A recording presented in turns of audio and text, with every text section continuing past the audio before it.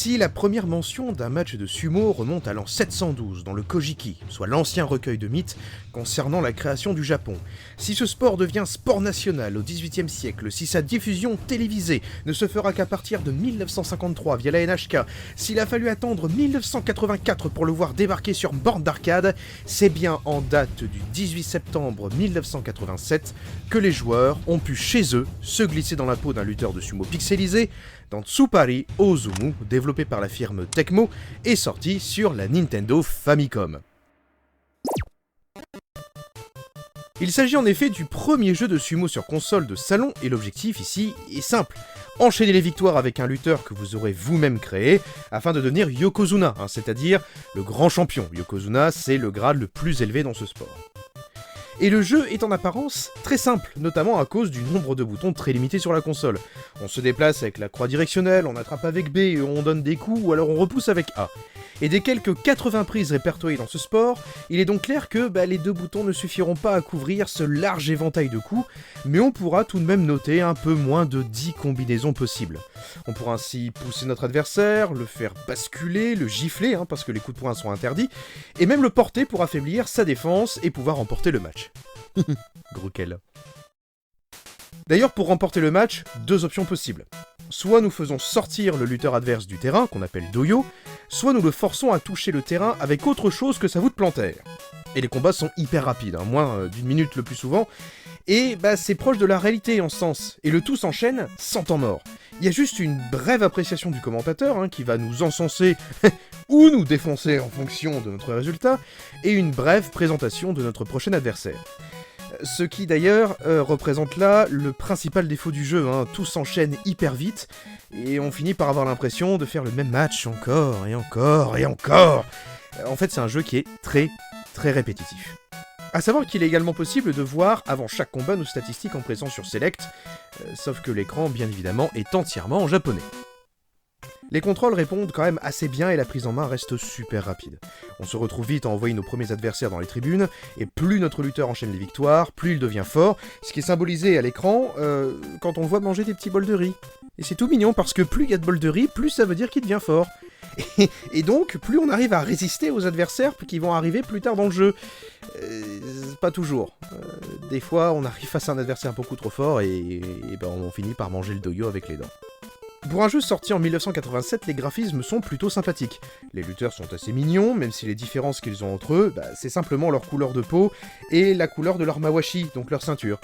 Le doyo est plutôt bien représenté, il y a bon nombre d'animations reprenant le rituel d'avant-match, comme jeter du sel ou encore frapper le sol de ses pieds afin de chasser les mauvais esprits. Le public s'anime en fin de match et bien évidemment le gyoji, donc l'arbitre, est également la partie. Alors, maintenant, pourquoi est-ce qu'il est représenté en lapin, ça je sais pas.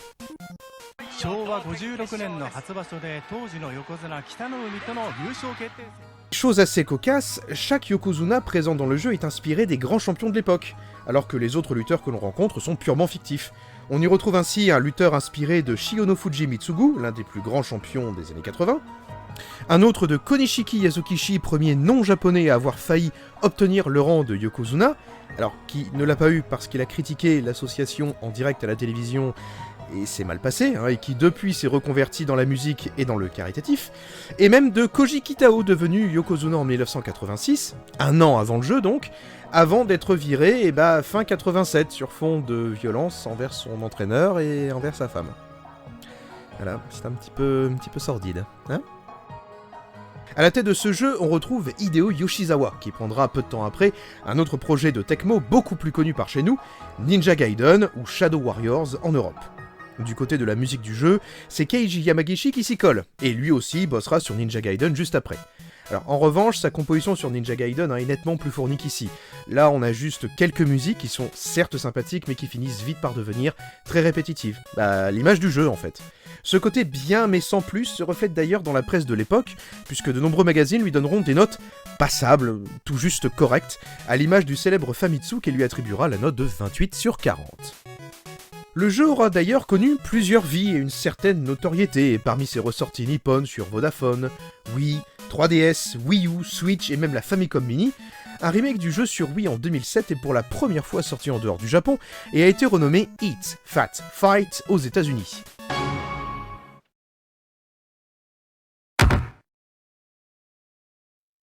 Alors les graphismes ont bien évidemment eu un sacré lifting, hein, il faut désormais jouer à des mini-jeux pour gagner en poids, d'où le titre du jeu. À part ça, bien évidemment, ça reste exactement la même chose. En ce qui concerne les suites, le jeu en connaîtra une vraie en 1993 sur Super Famicom, avec de meilleurs graphismes, mais aussi l'ajout de combats féminins. Ce qui est une chose assez curieuse, puisque dans la réalité, les femmes ne peuvent ni combattre dans des combats de lutteurs de sumo, ni même entrer sur un dojo.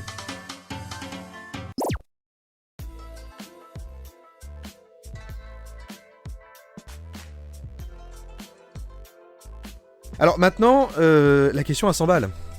Est-ce que ce jeu vaut le coup ? À moins d'être un grand amateur de cette discipline, pas vraiment. Si le jeu propose déjà de bonnes idées, et reste tout de même plus que correct en comparaison d'autres jeux sportifs de l'époque, l'ensemble reste trop vite répétitif, que ce soit du côté du gameplay, des graphismes ou de la musique. Vous risquez donc d'en avoir déjà marre après 5 bonnes minutes de jeu, ce qui est quand même assez dommage. La version Super Famicom a déjà l'air beaucoup plus fournie, et je ne l'ai pas personnellement testé, en tout cas le côté comédie a l'air d'être beaucoup plus appuyé. Et puis, si vous voulez à tout prix un jeu de castagne fait par Tecmo, vous avez toujours le Tecmo World Wrestling sur NES. A noter que, assez curieusement, il y a eu assez peu de jeux de sumo après 2005, le remake de 2007 étant d'ailleurs l'un des derniers jeux sur console, avant l'arrivée de quelques titres ça et là pour tablette et smartphone. Cela pourrait venir, même si je n'ai pas toutes les informations ici, de la chute de popularité de ce sport à ce moment-là. Il faut savoir qu'en 2012, il y a seulement 55 personnes qui s'étaient inscrites pour devenir lutteurs, soit le chiffre le plus bas depuis 1958. Je vous laisse méditer là-dessus. Moi, je vais retourner dans les archives, là, parmi les vieilles bobines et les autres cartouches. Qui sait ce que je vais réussir à déterrer ?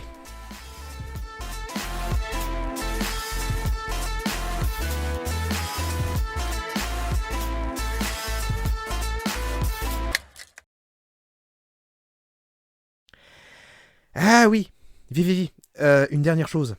J'avoue avoir oublié un petit détail concernant la victoire dans un match. Si votre adversaire perd son Mawashi, donc qui finit à poil sur le doyo, c'est perdu pour lui. Et maintenant, devinez quoi ? Ouais, c'est dans le jeu, ouais. J'ai jamais réussi personnellement à le faire, mais d'autres alors s'en sont donnés à cœur joie. Allez, portez-vous bien et n'oubliez pas que tout ça, là, tout ce qu'on vient de voir, c'était finalement il y a pas très longtemps, dans notre galaxie.